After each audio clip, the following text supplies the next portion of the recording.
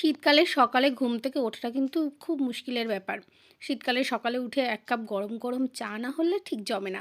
আমার আবার দুধ চা ছাড়া একদমই চলে না। লিকার চা খেতে একদমই ভালো লাগে না। তাই সকালবেলায় উঠে বাসি কাজ সেরে আগে বসে পড়লাম ১ কাপ চা নিয়ে। এই যে দেখো চায়ের সাথে আবার কি, কি লাগবে, একটা স্ন্যাক্স, একটু পাউরুটি আর হচ্ছে মোয়া। মোয়া আমি বলছি ওটা কিন্তু ওটা মোয়া না, ওটা হচ্ছে এক ধরনের নাকি লাড্ডু, ঘিয়ে ভাজা লাড্ডু। তো ওটা আমি কোনোদিন খাইনি, আর দেখতে দেখো পুরো জয়নগরের মোয়ার মতো। কিন্তু মোয়া না, এটা বলল লাড্ডু। তো যাই হোক, আমার দেখে মোয়া মোয়াই লাগছে, আমি বারবার এটাকে মোয়াই বলে ফেলছি। তো যাই হোক না কেন, এটা দিয়ে এখন সকালে টিফিন হবে। সকালে আমাদের বাড়িতে কেউ ভাত খেতে পছন্দ করে না, সবাই সকালবেলায় পাউরুটি হোক, এমনি রুটি হোক বা এমনি টুকিটাকি টিফিন খেতে পছন্দ করে। ওই কারণে সকালবেলায় ভাতের ব্যবস্থা করা হয় না, ছোটোখাটো টিফিনের ব্যবস্থা করা হয়, তারপরে দুপুরবেলায় সবাই পেট ভরে ভাত খেয়ে নেয়। এ মা যা, আজকে ভুলেই গেলাম, আজকে তো আমার এক জায়গায় নেমন্তন্ন আছে। আরে আজকে আমার এক জায়গায় নেমন্তন্ন আছে, আমার বড় ছেলের এক জায়গায় নেমন্তন্ন আছে, আমার দুপুরবেলায় আর আমার বড় ছেলের রাত্রেবেলায়। একদম ভুলে গেছি, একটু মনে নেই। এই যে আমার ছোটো ছেলে কোথায় গেল আমি দেখতে পাচ্ছি না, তা ওকে আমি খুঁজছি, ডাকছি, এই দিকে দেখি বড় ছেলে টিফিন নিয়ে বসে পড়েছে, কুরকুরে নিয়েছে আর চা নিয়েছে। আমি বললাম, বাবা একটু পাউরুটি খা, খালি পেটে এইভাবে খাচ্ছিস? তো বলল, না মা পরে খাবো, এখন ভালো লাগছে না, এটা দিয়ে চা খেয়ে নি। এবার ছোটো ছেলেকে ডাকতে ডাকতে একবার বাইরে গেলাম, একবার ছাদের দিকে গেলাম। এই দেখো ছাদে যখন এসি তোমাদের একটু ছাদ বাগানটা দেখায়। এই যে এখনও বাগান তৈরি হয়নি, সবে আনা হয়েছে। এই যে ফুল গাছগুলো, এগুলোকে লাগাতে হবে, টবে হোক মাটিতে হোক লাগাতে হবে। কিন্তু এই পুরো নার্সারিটা কিন্তু আমার দেওরের, এটা আমাদের ছাদ না বা আমাদের ফুলের বাগান না। যাই হোক, আমার দেওর আমাদের, এটাই আর কি স্বাভাবিক, তাও বললাম।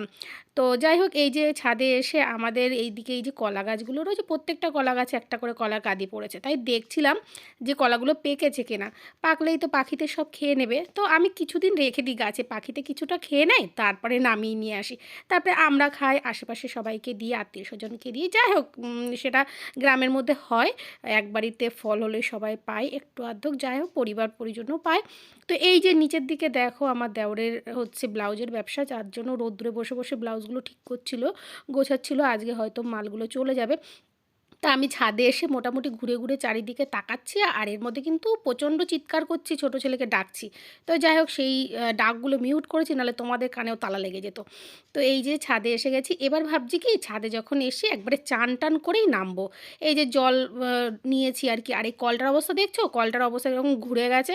এটা কে করেছে বলো তো? আমার ছোটো ছেলে। ও যেটা দেখে সেটাকেই মোটামুটি ভাঙার চেষ্টা করে, ভাঙতে না পারলে যেটুকু পারে সেটুকু করে রাখে। তো যাই হোক, আমি রোদ্দুরে এসে ভাবছি কি মাথাটা ঘষতে হবে, যেহেতু নেমন্তন্ন আছে যাব। আর জলটা নিয়ে এবার ভাবছি যে চান করব। চান করার জন্য রোদ্দুরে একবার দাঁড়াচ্ছি, একবার এই পাশে আসছি, এই ভাবছি চান করব কি পরে করব। যাই হোক, ভাবনা চিন্তা করতে করতে ছাদের উপর অনেকগুলো জামা কাপড় মেললাম, মেলে আবার এদিক ওদিক তাকাচ্ছি। আসলে শীতকালে চান করাটা না খুব কষ্টের ব্যাপার, কার কার এরকম হয় কি জানি। আমার তো এরকমই হয়, প্রতিদিন চান করতে গেলে একবার ভাবি চান করব, একবার ভাবি পরে করব, এই করতে করতে একদম বেলা 2:30 3টে বেজে যায়। যাই হোক, এখন বেশি বেলা হয়নি, 11টা 11:30 বাজে। তা ভাবলাম যে না, রান্নাবান্না পরে করব, চানটা করে নিচে যাই, আর মাথাটা ঘষতে হবে, চুলটাও শোকানোর ব্যাপার আছে। এর মধ্যে আমার বড় ছেলে বলছে, মা আমার খিদে পেয়ে গেছে, তার থেকে বড় কথা হচ্ছে আমি পড়তে যাব, তো তুমি তাড়াতাড়ি করে রান্না করো, আমি পড়তে যাব, তারপরে আমি নেমন্তন্ন যেখানে আছে সেখানে অ্যাটেন্ড করে আমি রাত্রিরে বাড়ি আসব। আমি বললাম, যা বাবা, আমি তো জানিই না তুই একবারে পড়তে গিয়ে ওই পাশ থেকে নেমন্তন্ন খেয়ে তারপরে আসবি। বলছে, না আমার পরীক্ষা চলছে, আমাকে তো পড়তে যেতে হবে। তাই আমি বলছি, ঠিক আছে, তাহলে আমি তাড়াতাড়ি করে আগে রান্নাটা করে নিই, তারপরে যাব চান করতে। তো আসলাম আবার ওপর থেকে, যেই চলে আসলাম নিচে এসে আবার রান্নার জোগাড় করলাম। এবার তাড়াহুড়োতে কি রান্না করব। বাড়িতে খাবে আমার ছোটো ছেলে, আমার শাশুড়ি, আমার হাজব্যান্ড তো বেরিয়ে গেছে সকালবেলায়। তা যাই হোক, দুজনের জন্য ভাবলাম ডিম ভাত করি। এই যে ডিম সেদ্ধ করে নিলাম, তারপরে এই যে ডিমের ঝোল রান্না করব। তো ঝোল রান্না করব, এদিকে বড় ছেলে বলছে, মা ডিম কষা করো, ঝোল খাবো না। আমি আবার ভাবছি ওরা দুজন খাবে, এদিকে যদি ডিমের কষা করি তাহলে তো হবে না, একটা তরকারি করব, একটু ঝোল তো করতেই হবে। তো ওর কথা হ্যাঁ হ্যাঁ করতে করতে একটু ডিমের ঝোল করেই নিলাম। এবার বড় ছেলে খেয়ে চলে যাবে, আর আমি তো খাবো না, আমার যেহেতু দুপুরে নেমন্তন্ন, আর বড় ছেলের হচ্ছে রাত্রিরে নেমন্তন্ন, ওই জন্য ও খেয়ে বেরোবে।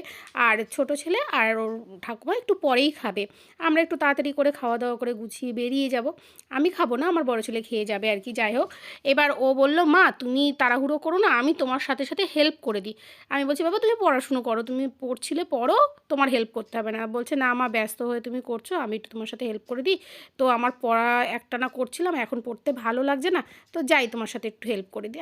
আমি দেখলাম যে না, ছেলে আমার সাথে একটু সময় কাটাতে চাইছে, আমি ওই জন্য আর বারণ করলাম না। তারপরে বললাম বাবা তাহলে তুমি ডিমটা ভাজো। ও ডিমটা ছাড়ালো, ছাড়িয়ে ওই পাশে ডিমটা ভাজা শুরু করলো। আর আমি যথারীতি মশলা করে নিলাম, একটু শিলেই মশলাটা করলাম, কারণ ও বলছিল মা একটু শিলে একটু বেটে করো, আগের দিন করেছিলে খুব টেস্ট হয়েছিল। তাই জন্য আবার শিলে একটু বেটে টেটে নিয়ে ওখানে দাঁড়িয়ে দাঁড়িয়ে আর কি ডিমের একটু পাতলা ঝোল করলাম। ও আবার দাঁড়িয়ে দাঁড়িয়ে দেখছে, বলছে মা আমি কষা করতে বললাম তুমি ঝোল করলে। আমি বললাম না বাবা রাগ করিস না, এইটা দিয়েই সবাই খাবে, আমি তো এখন অন্য তরকারি করার সময় পাবো না। তো যাই হোক এই দিয়ে খাওয়া দাওয়া হবে, তা আজকে একটু মেনে নে। তো মেনে নিলেও কোনো ব্যাপার না।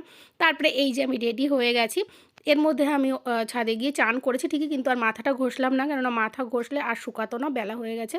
আর যেতেও হতো তাড়াতাড়ি করে, আবার আমার এসে আরও অনেকগুলো কাজ ছিল, তাড়াতাড়ি করে আবার বাড়ি ফেরারও ছিল। আর শীতের বেলা 3টে বাজতে না বাজতে একেবারে বিকেল ঘনিয়ে আসে, 4টে বাজতে না বাজতে একদম সন্ধে। শীতের বেলার সাথে একদম দৌড়ে পারা যায় না, ওই জন্য আমার খুব তাড়াতাড়ি যেতে হবে, খুব তাড়াতাড়ি বাড়ি আসতে হবে। তারপরে অনেক অনেক কাজ আছে, আর ছাদে জামা কাপড় রয়েছে, সমস্ত কাজ বাইরে ছড়ানো রয়েছে। আসলে কোথাও যেতে গেলে আর সকাল থেকে যদি মনে না থাকে আর আগের দিন যদি ভুলে যাওয়া হয়, ঠিক এরকমই পরিস্থিতি হয়। তো যাই হোক রেডি হয়ে নিলাম, রেডি হয়ে নিয়ে এবার বেরিয়ে পড়লাম। আর ওইদিকে বড় সোনাকে বললাম বাবা তুমি তোমার সময় মতন বেরিয়ে যেও, আর ছোটো সোনাকে আর ঠাকুমাকে দুজনকে খাওয়া দাওয়া করে নেওয়ার জন্য বলে গেলাম। বলে এই যে আমি এবার বেরিয়ে যাচ্ছি, এই কাছে বেশি দূর না, যাব পৌলমীদের বাড়িতে। তো যাই হোক পৌলমীদের বাড়িতে আজকে ঘরে ওঠার পুজো আছে, ওরা নতুন বাড়ি করেছে, লক্ষ্মীনারায়ণ পুজো করে ঘরে উঠবে। তাই এই যে পৌলমী, এই যে আমার কিউট পৌলমী, আমার ছাত্রী। তো খুব মিষ্টি স্বভাবের আর খুব মিষ্টি কথা বলে, আমাকে ভীষণ ভালোবাসে।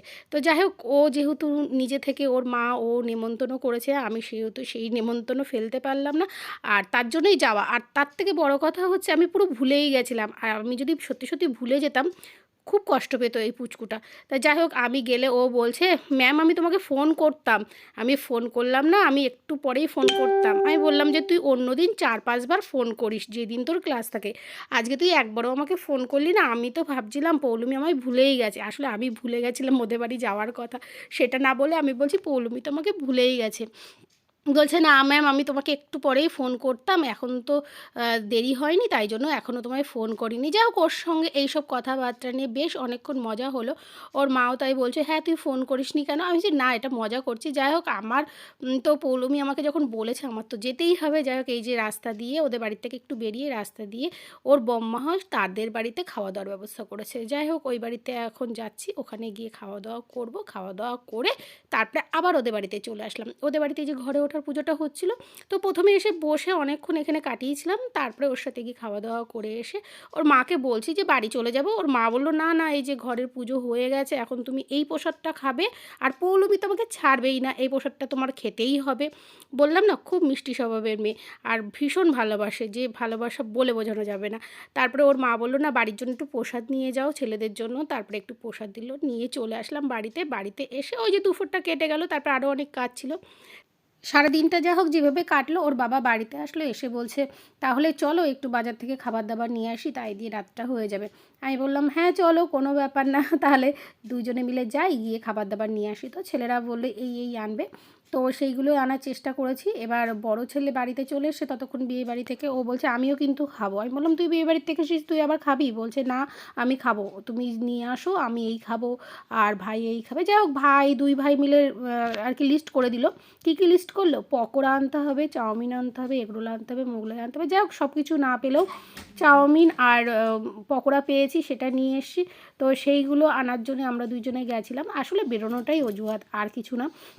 তো উনি তো এইসব খান না, তো ওনার জন্য ভাত ছিল, ডিমের ঝোল ছিল, আর একটু বাড়িতে এসে একটু ভাজাভুজি করে দিয়েছি, তো ওগুলো দিয়ে উনি খেয়ে নিয়েছেন রাত্রেবেলায়।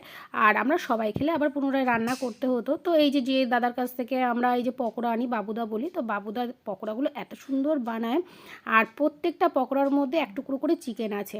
আর চিকেনগুলো মানে বেশ বড় বড় সাইজের পকোড়াগুলো, মানে চিকেনটা দিয়েই পকোড়া, মানে অনেকে হয় না একদম চিকেন অল্প দিয়ে পকোড়ার মধ্যে বেসন পেঁয়াজটা বেশি দেয়, সেটা না, তাই ছেলেদের সাথে বলছিলাম, দেখ বাবুদা কত সুন্দর পকোড়া বানায় আর কি টেস্টি। তো ছেলেরা এই জায়গার পকোড়া খেতে খুব ভালোবাসে, যার জন্য বাবুদার দোকানে গেলেই পকোড়া আনতে বলে। যদিও বাবুদার দোকানে যাব কি কোথাও যাব ওদেরকে বলে যায়নি, কিন্তু ওরা বলছিল যে যেখান থেকে পকোড়া আনো ওখান থেকেই পকোড়া নিয়ে আসবে। তো সেখান থেকেই পকোড়া নিয়ে আসা হলো, আর অনেকটা এনেছি। এই পকোড়াগুলো সবাই মিলে খাওয়ার পরে আর ভাত খাওয়ারও জন্য জায়গা হয়তো পেটে থাকবে না। আর এই যে চাউমিন, তো চাউমিনটাও খুব সুন্দর বানায় বাবুদার ওখানে, এখন নতুন চাউমিন বানানো শুরু করেছে।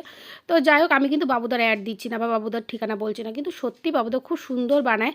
আর এই যে উনি দোকানদার বলে যে উনি পয়সার চিন্তা করে জিনিসটা কম দেবেন বা জিনিসটা খারাপ বানাবেন, বা এই যে এইটুকু চাউমিনের মধ্যে যে কত টুকরো মানে চিকেনের পিস আছে সেটা বলে বোঝাতে পারবো না। তো এত সুন্দর বানান, আর সব কিছুতেই মানে চিকেনের ভাগটা খুব বেশি থাকে, ডিম এটার মধ্যে ডিমও দিয়েছে, চাউমিনের মধ্যে ডিমের ভাগটাও বেশি। মানে উনি যে এত কিছু দিয়ে কতটা প্রফিট করেন সেটা জানি না। যাই হোক, সেই জন্যই আরও বেশি ভালো লাগে খেতে। তো আজকের মতো টাটা, দেখা হচ্ছে।